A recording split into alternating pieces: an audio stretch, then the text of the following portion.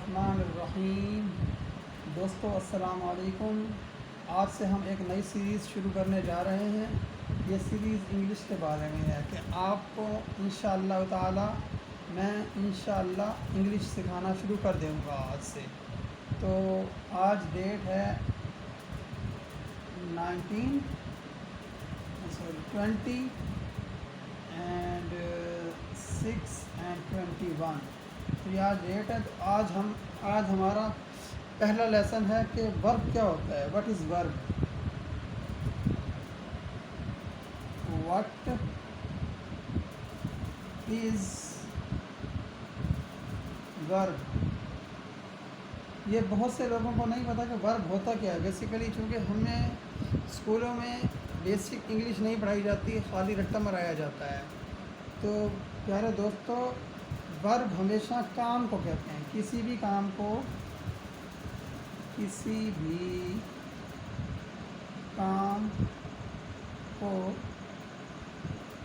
ورب کہتے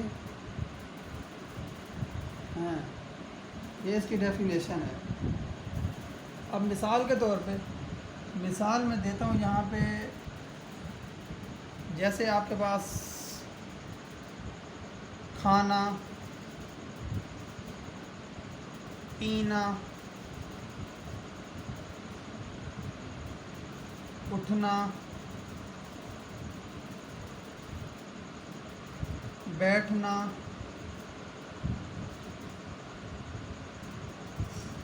وغیرہ وغیرہ، یہ ورب ہوتے ہیں۔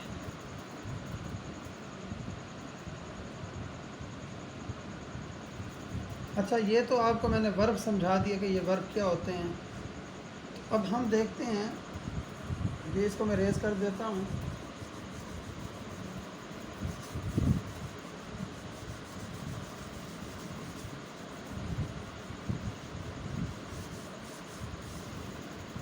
اب ہم دیکھتے ہیں کہ سبجیکٹ کیا ہوتا ہے اور آبجیکٹ کیا ہوتا ہے۔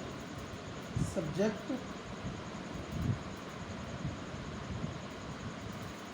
اینڈ آبجیکٹ، یہ میں آپ کو ابھی انگلش کی بیسک پڑھا رہا ہوں۔ سبجیکٹ کام کرنے والے کو سبجیکٹ کہتے ہیں۔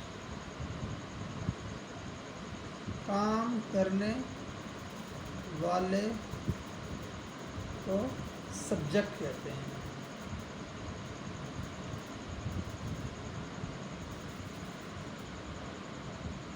سبجیکٹ کہتے ہیں۔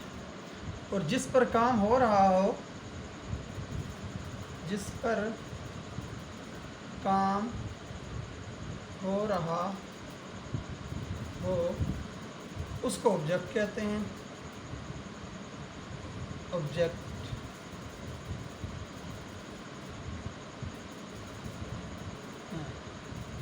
اب دیکھیں، میں آپ کو مثال دیتا ہوں۔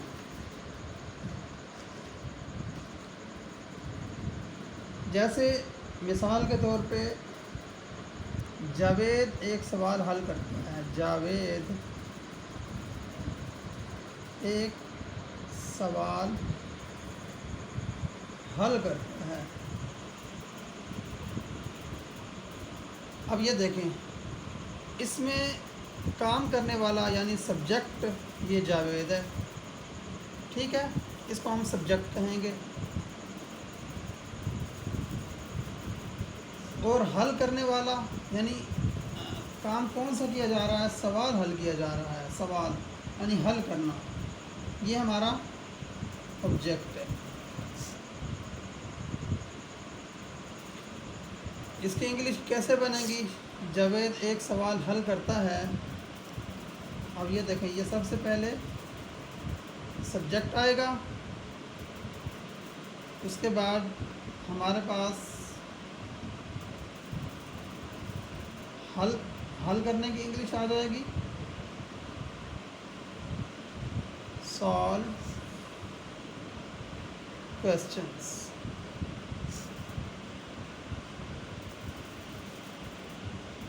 اچھا، یہ کیا چیز ہے یہ میں آپ کو بتاؤں گا، لیکن ابھی میں فی الحال آپ کو سبجیکٹ کے بارے میں اور کیا حل کیا جا رہا ہے، سوال حل کیا جا رہا ہے یعنی کویسچنز کے بارے میں، یہ آبجیکٹ ہے ہمارا اور یہ سبجیکٹ ہے۔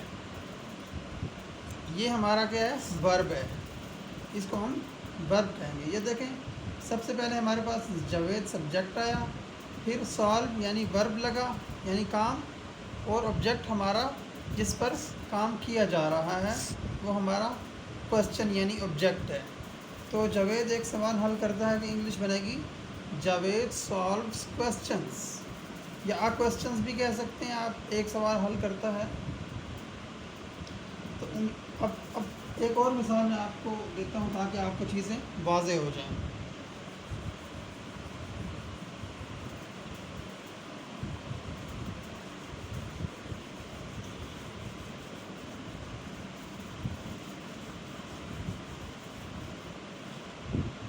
اب دیکھیں میں ایک اور آپ کو مثال دیتا ہوں۔ وہ لکھتا ہے۔ اب دیکھیں اس میں لکھنے والا کوئی شخص ہے، وہ آ جائے گا اس میں وہ، اور اس میں ورب صرف ورب ہے، یعنی بعض فکرے ہمارے جو ہیں وہ کمپلیٹ ہو جاتے ہیں بغیر آبجیکٹ کے۔ اب یہاں پہ دیکھیں ورب اور سبجیکٹ ہمارے پاس ہے، تو اس کی انگلش بنے گی ہی